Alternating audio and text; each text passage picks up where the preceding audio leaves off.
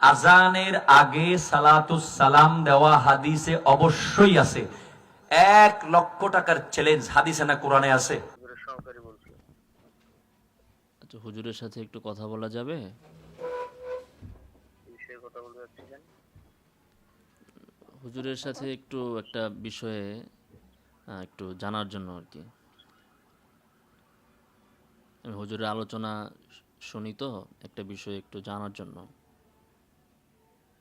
আচ্ছা, হুজুর ফ্রি থাকলে আমি কথা বলে দিব ইনশাআল্লাহ। জি। হুজুর ফ্রি হলে বা ফ্রি থাকলে আমি কল দিয়ে কথা বলে দিব ইনশাআল্লাহ। কখন ফোন দেওয়া যেতে পারে? যখন ফ্রি হয় আমি কল দিব ইনশাআল্লাহ। মানে আনুমানিক সময়টা? আনুমানিক সময়টা এত বলা যাচ্ছে না, হুজুর প্রায় সময় ব্যস্ত থাকেন। যদি ফ্রি থাকেন আমি কল দিব ইনশাআল্লাহ। প্রায় সময় ব্যস্ত থাকেন, একটু আনুমানিক বলা যায় না যে 1 মাস বা 2 মাসের ভিতরে দিবেন কিনা কল? 1-2 মাসের ভিতরে না, ফ্রি থাকলে 1-2 দিনের ভিতরে। এখন হুজুর কি করতেছেন? জি, এখন হুজুর কি করতেছেন? এখন হুজুর ব্যস্ত আছেন, কি করতেছেন এটা তো বলাটা তো গুরুত্বপূর্ণ না। বলা যাবে না? তো হুজুর তো না, ওই যে অনলাইনে 1 লক্ষ টাকার একটা চ্যালেঞ্জ দিয়েছেন, তো সেটা আমি গ্রহণ করলাম। তো এই বিষয়টা তো তাহলে জরুরি, হুজুরকে বলেন। আপনি গ্রহণ করছেন যে আপনি আগামী শুক্রবারে ঢাকা খিলগাঁও ত্রিমোহনীতে হুজুরের মসজিদে আসেন।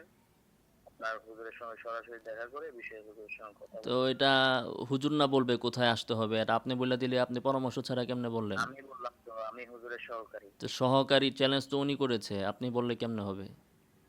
আপনি হুজুরের সহকারী, হুজুরের যত শিডিউল যত ইয়া করা এটা আমি দিই। আপনার কাছ তো তো আপনি শিডিউল যদি দেওয়া, হুজুরের আপনার কাছ তো শিডিউল দেওয়া, কিন্তু আমি চ্যালেঞ্জ শিডিউল দিন অ্যাকসেপ্ট আমাকে। করলে, চ্যালেঞ্জের বিষয় তো আপনি আপনার চ্যালেঞ্জ না। অ্যাকসেপ্ট করছেন চ্যালেঞ্জ তাইলে উনি হুজুর আসেন করেছে, নাই। আমি গ্রহণ করেছি, তাই তো? উনি চ্যালেঞ্জ করেছে, আমি গ্রহণ করেছি, এখন ওনার সাথে আমাকে কথা বলায়া দেন। ঠিক আছে, আমি কথা বলে দিব। আপনি আগামী শুক্রবার আসেন মসজিদে, হুজুরের মসজিদে আসেন। মসজিদে যাব না কোথায় যাব সেটা তো আমি ওনার সাথে কথা বলবো, আপনার সাথে কেন? চ্যালেঞ্জ, ঠিক আমি আছে, তার আমার সঙ্গে চ্যালেঞ্জ কথা গ্রহণ বললে উনি করেছি, ফ্রি থাকলে। শুনুন।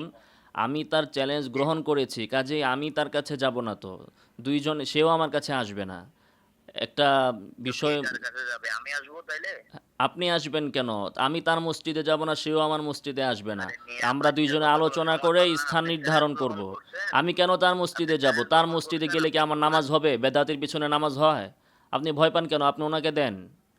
আপনাকে কে কেন দায়িত্ব ভয় পাবো দিয়েছে? আমি? আপনি ফালতু কথা বলার জন্য কল দিছেন আপনি আমাকে? আপনার আপনার ভয় কথাবার্তা পাওয়ার কি সবকিছু আছে? রেকর্ড হয়েছে, চেতেন না?